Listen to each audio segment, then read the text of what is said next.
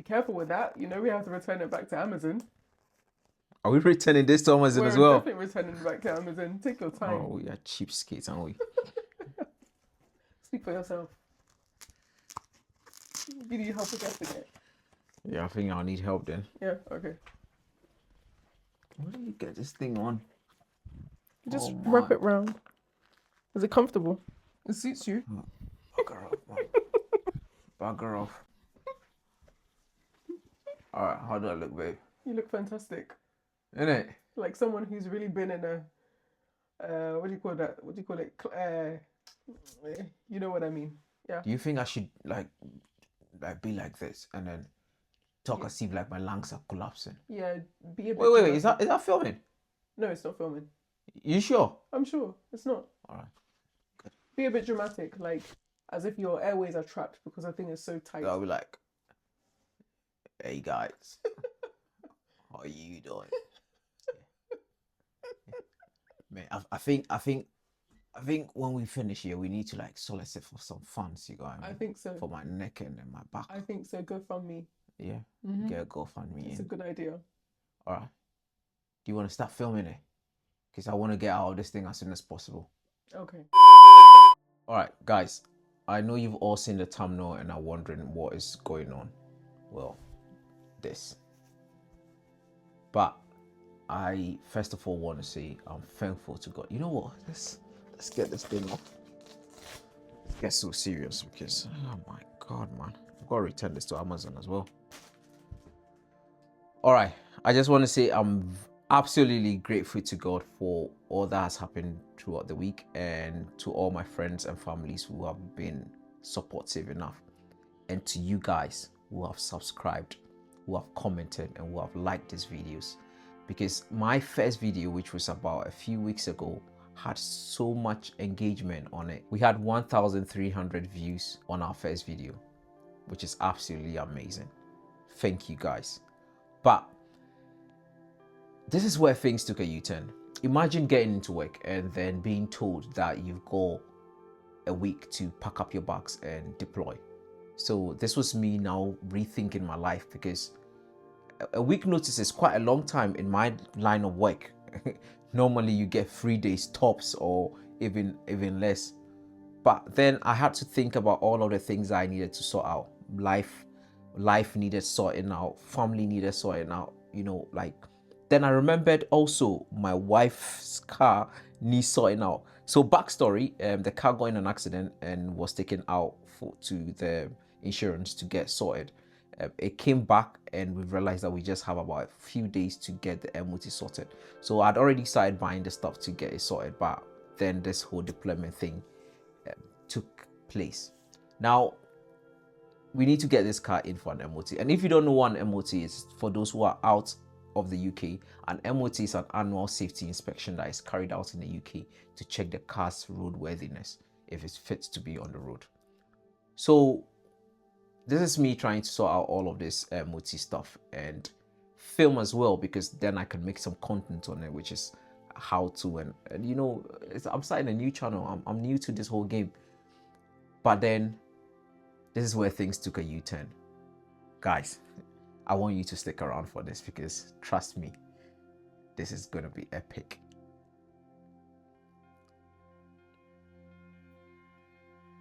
You know what? I'll see you all in the video.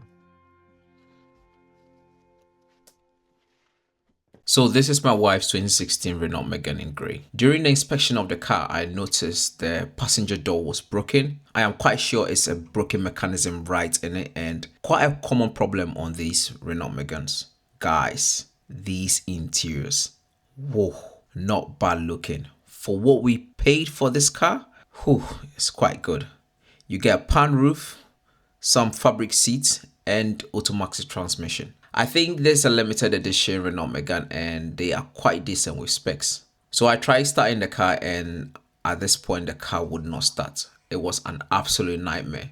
So as always, I got my trusted jump start out to give it a jump start, but still would not start. And top down, if you're watching this, please support the channel, please. Thank you. So I did everything to start the car, but it would not start. So I quickly popped the battery on charge and went to tackle other things as I do not have a lot of time. But before we get into the brakes, I thought, why not just get the door sorted out? I quickly went in to have a look at the electricals of the car and I noticed there was nothing wrong. I opened the fuse box, had a look at the fuse, and I also noticed the fuse were quite good.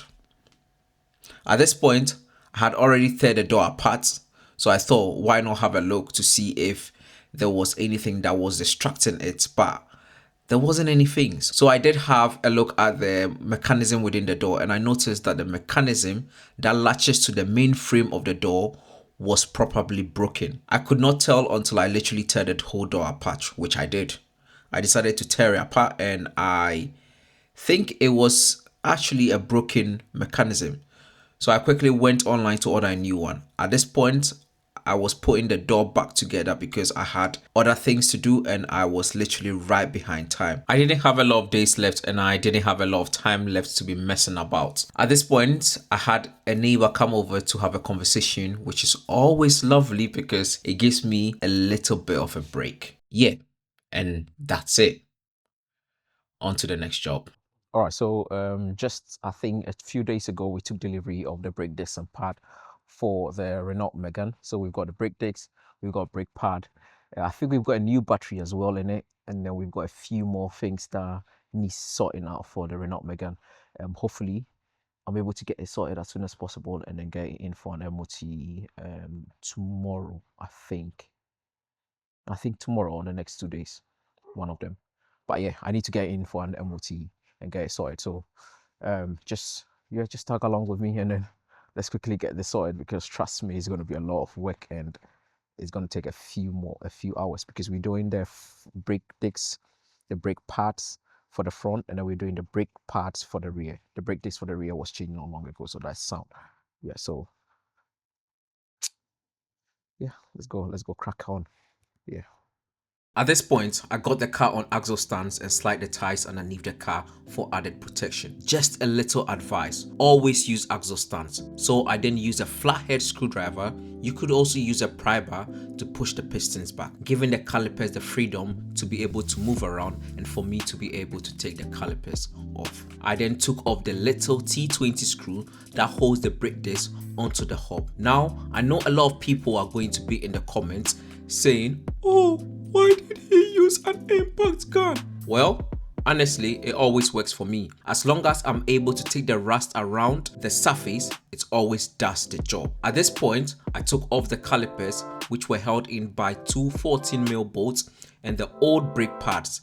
Those calipers were also held onto the hub by two 16mm bolts. Now you can see the brake disc is absolutely stuck. It was so difficult getting that disc off, and that is because most mechanics out there do not clean the surface. They probably just put some grease around it and then put it back on. But you need to take the grease off because it then prevents it from building up rust over a period of time. So after taking the disc off, I then got the trusted brush out.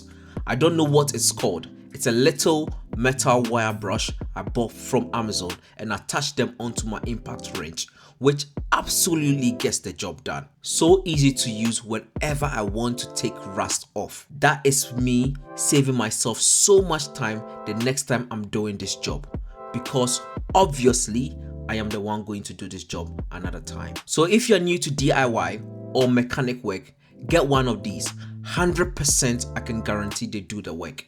It makes your life easy and it gets the work done, especially on these whack British roads. This is a 2016 car and well, you can see how much rust is already building up. So I quickly got the grease out, greased the whole hub. Just as I preached, I live by example. I also gave the brake disc a little bit of a clean. Guys, always remember to use a brake cleaner to clean the brake disc, just to take the oil off the surface of the brake disc. The brake disc was put back onto the hub, which is held in by the T20 bolts. At this point, everything was going absolutely smoothly, and this is not normal when I'm working on cars because, oh my god, it's always a nightmare when working on suspension. Nothing ever goes to plan. Guys, always remember whenever you're doing this kind of job, it's always advisable to clean off the rust from the entire surface. It always tends to help you and your customers in the future as well. At this point, I just got my trusted whatever wire brush it is called, give it a good clean, give the caliper brackets a good clean, and give the little caliper pistons a good clean as well. After fitting the caliper brackets, I am going to grease the brake pads and put them onto the brackets. Then fit the brake calipers onto it and then job done. Brake jobs are quite easy to do, but I would always say if you are not experienced and you do not have the technical knowledge, please don't do it. Just give it to a professional to get it done. It is a very critical part of any car. Alright, so at this point, this is me finishing the brake discs on the front and proceeded to doing the same for the passenger side wheel. Both were then fastened and torqued. Now I quickly went on to getting the rear done, which is not as difficult as the front. The thing about the rear is I am only changing the brake pads and not the brake discs. So that was quite easy and fairly straightforward.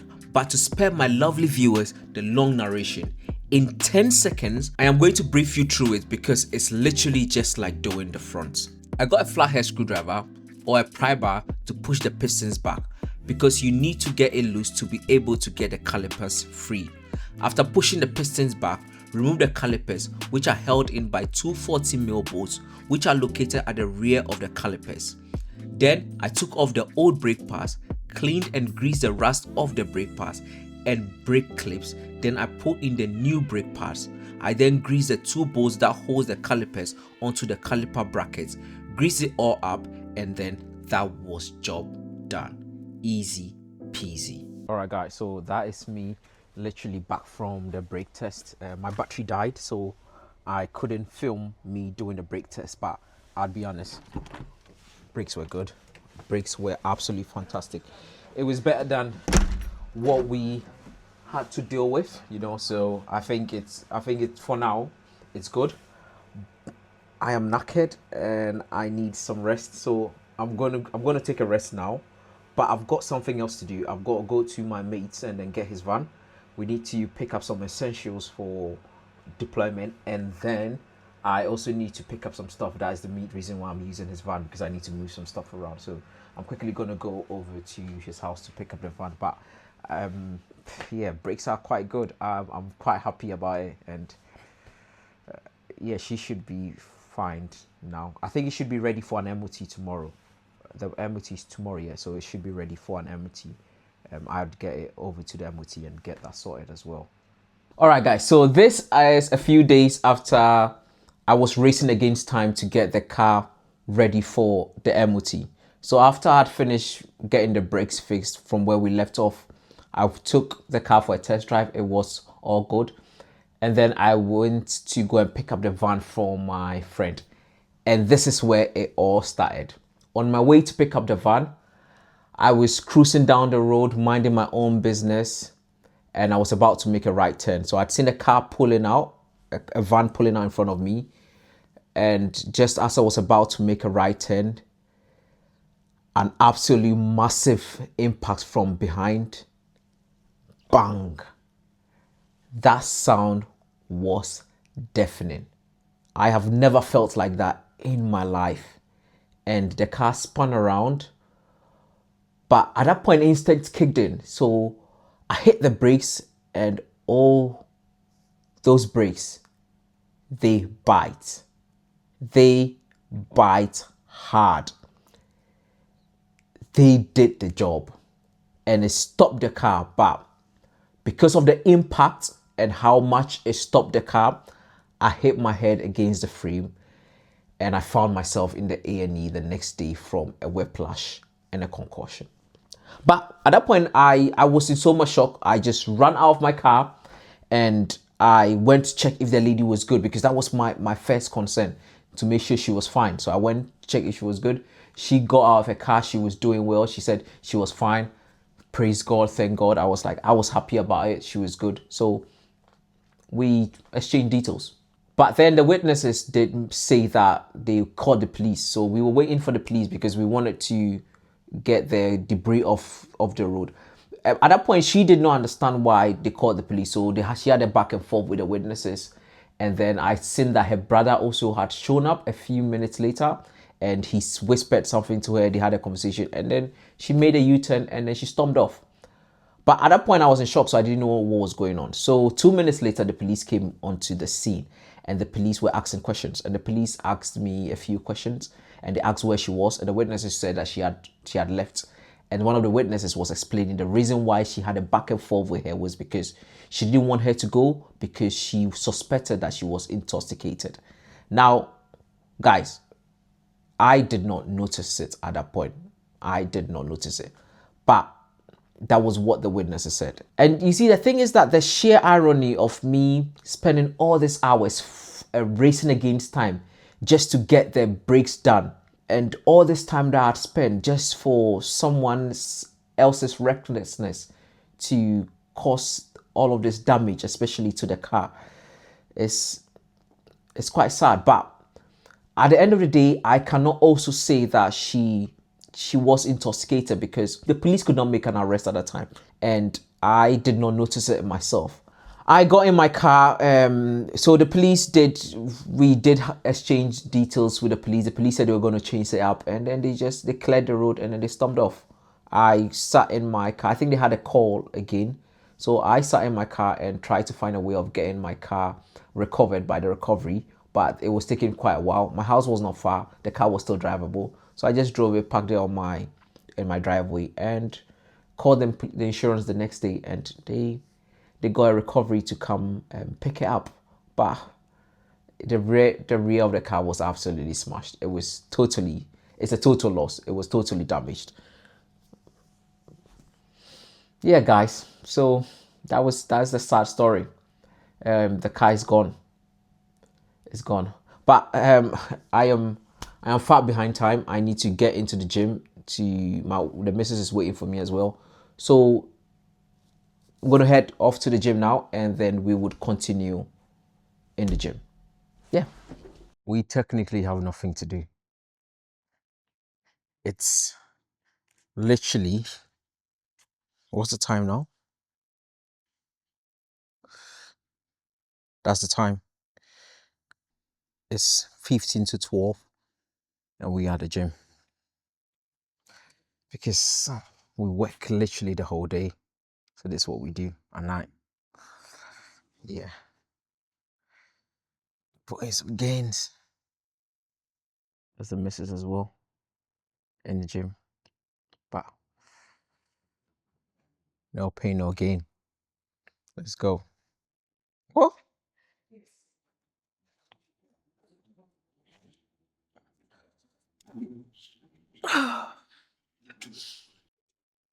Oh yeah, come on. That was up. I'm not done. I'm not coming to film. Oh, okay. Let me continue then. Okay, my crazy story. What a crazy week it's been, and it's absolutely feels amazing just coming back to the gym and putting some work in.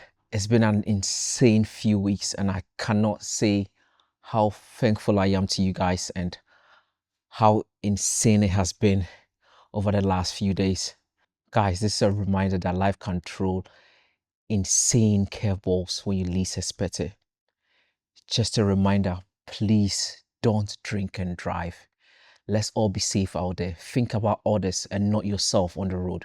I am not saying that she was in the wrong or she was drunk at that point in time, because one is innocent until proven guilty, and the police could not make an arrest.